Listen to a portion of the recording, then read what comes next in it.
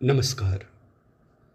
હું રજનીકાંત રાવલ આપની સમક્ષ પ્રસ્તુત કરું છું ખંભાળિયા સ્થિત આપણા જાણીતા ગુજરાતી લેખિકા સુશ્રી જાગૃતિ રાવલ નિર્મોહી દ્વારા એક સુંદર સામાજિક લઘુકથા પ્રેરણા. અરે, આ કેવી વાત કરે છે સવિતા! જીવાભાઈ એટલે ઉદારતાની મૂર્તિ હતા. સેકન્ડની પીડા પામ્યા નહીં ને એ ખુરશીમાં બેઠા બેઠા જ ઢળી પડ્યા હતા. બેઉ પતિ પત્ની મહેનતુ હતા. દીકરી હતી નહીં અને એકના એક દીકરાએ મા બાપથી દૂર રહેવાનું પસંદ કર્યું હતું. દીકરાથી અલગ એક ગામમાં રહેવાનું જીવાભાઈને બહુ ખૂંચતું હતું. દીકરો રોજ ઓફિસેથી છૂટી પહેલાં મા બાપને મળવા જતો હતો. કેટલાય દિવસ ત્યાં જ જમીને ઘરે જતો હતો. એટલું જ નહીં, ભીખીબેન તો વહુ અને બે બાળકો માટે ટિફિન પણ ભરી દેતા હતા. દીકરો અલગ થયે મહિનો થયો હશે ને કલાકનું છેટું પડ્યું બાપ દીકરાને. જીવાભાઈ છેલ્લે દીકરાનું મોં જોવા ન પામ્યા ને મરી ગયા. સમાજમાં દીકરા આયુષની બદનામી થઈ ગઈ. આયુષની વહુ સુષ્મા માથા ભારે કે બાપ દીકરાને અલગ કર્યા વાતો વહેતી થઈ ગઈ. ભીખીબેનના હૃદયમાં કારમો આઘાત લાગ્યો હતો. લોકોની વાતો ભીખીબેનના મનમાં તણખા ઉત્પન્ન કરતી હતી. એ તણખાથી સાસુના મનમાં વહુ માટે નફરતની હોળી સળગી હતી.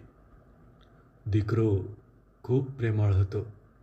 દીકરાએ પાછા ઘરે ફરવાની વાત કરતાં જ ભીખીબેને ઘસીને ના પાડી દીધી. દીકરો ન માન્યો. એ પોતાની મમ્મીને હવે એકલા નહીં રાખે એ નક્કી કરી ચૂક્યો હતો. તે તેની પત્ની અને બાળકો સાથે પરત ઘરે આવ્યો હતો. ભીખીબેન માને તો ખરા, પણ કહી દીધેલું કે તું ઉપરના માળે રહેજે, હું નીચે એકલી રહીશ. દીકરાનો સામાન બીજે માળે ગોઠવાયો હતો. ઘર એક અને ચૂલા બે હતા. બધા ભીખીબેન અને સુષ્માને નવી વાતો કરતા રહેતા. બેઉ વચ્ચે આયુષ પીસાતો રહેતો હતો. આયુષ વચલો રસ્તો શોધવા પ્રયત્ન કરતો હતો. એણે પિતા ગુમાવ્યાનું દુઃખ હતું એટલે મમ્મીને થોડું પણ દુઃખ થાય એવું કરવા તે ઈચ્છતો ન હતો. મમ્મીની બધી જ વાતમાં મમ્મી કરતો રહેતો હતો. કંઈ ખોટું લાગે તો પણ સામો સવાલ તે કરતો નહીં. એક દિવસ એણે ક્યાંકથી સમાજ સેવિકા પ્રેરણાબેનનું સરનામું મળી ગયું. આયુષ પ્રેરણાબેનને મળવા પહોંચી ગયો અને બધી વાત કરી લીધી. એક દિવસ પ્રેરણાબેન ઘરે આવ્યા. સાસુ વહુ બેવને અલગ અલગ મળ્યા હતા. ત્યારબાદ પ્રેરણાબેનને દીકરા આયુષની પત્ની સુષ્માને સમજાવવું યોગ્ય લાગ્યું હશે એટલે તેમણે કહ્યું, દીકરી, પહેલાં જે થયું હતું અને કેમ થયું હતું એ બધું ભૂલી જા. વિધવામાં છે, કારમો ઘા હતો એટલે હવે તું પહેલ કરી લે. લોકોની વાતોથી ઘર બરબાદ થયું અને આગળ બધું હેરાન થશો. લોકો તણખા મૂકતા રહે અને આગ આપણે ત્યાં લાગતી રહે. તું તારા સાસુમા પાસે બેસી માફી માંગી અને વાત કરી જો. તારા આવું કરવાથી કદાચ તમે એક પરિવાર ફરીથી સાથે રહી શકશો. પ્રેરણાબેન તો એમનું કામ હતું સમજાવવાનું તે કર્યું અને જતા રહ્યા. એ બેન ફક્ત નિસ્વાર્થ વિનામૂલ્યે સમાજ સેવા કરતા હતા. સુષ્માને પ્રેરણાબેનની વાત ગળે ઉતરી ગઈ હતી. એ તો મમ્મીજીનું મૂળ જોઈ નીચે આવી ગઈ હતી. ભીખીબેન એમના પૂજાપાઠ અને પુસ્તકમાં રચ્યા પચ્યા રહેવાનો પ્રયત્ન કરતા રહેતા હતા. બપોરે ખુરશીમાં બેસી તે પુસ્તક વાંચતા હતા ત્યાં જ સુષ્મા ખુરશી પાસે તેમના પગમાં બેસી ગઈ હતી. જય શ્રી કૃષ્ણ કહીને પગે લાગી.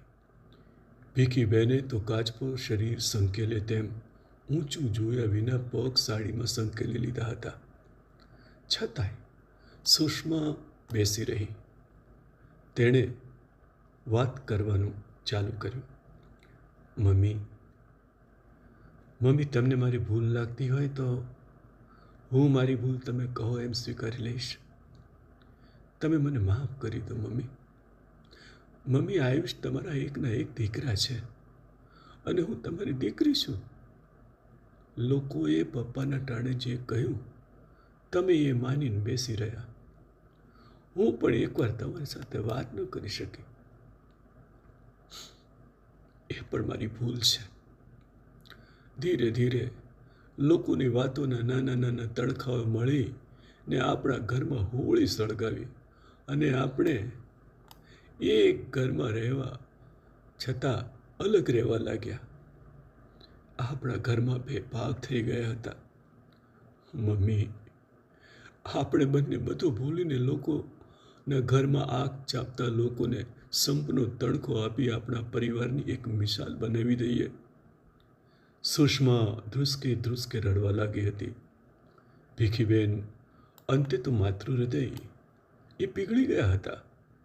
એમણે સુષ્માને આદેશ કર્યો, જા મારા માટે ચા બનાવી લાવ. સુષ્મા તો મમ્મીજીના ખોળામાં માથું મૂકી થોડી વાર રડતી રહી હતી અને ભીખીબેનનો હાથ તેના માથે હતો. હું અને આયુષ એ જ સમયે એના ઘરે પહોંચ્યા હતા.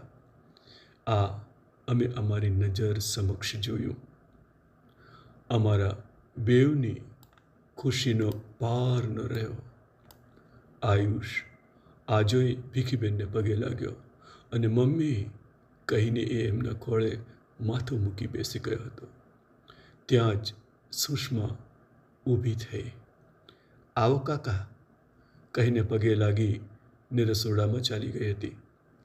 ત્યારે અમે બધાએ પ્રેરણાબેનનો આભાર માન્યો હતો.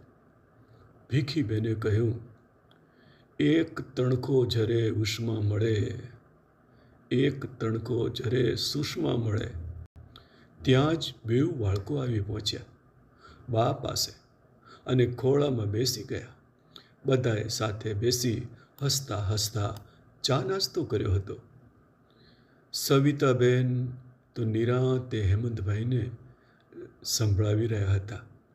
એમણે હેમંતભાઈને કહ્યું, ખરેખર હો, આ પ્રેરણાબેન જેવા સમજદાર સમાજસેવકો નફરતના તણખાઓને પણ જડ મૂળથી ઉખાડી ફેંકે એવા હતા. પ્રેરણાબેનને ધન્યવાદ ઘટે હો. બોલતા બોલતા એ કામે લાગી ગયા હતા.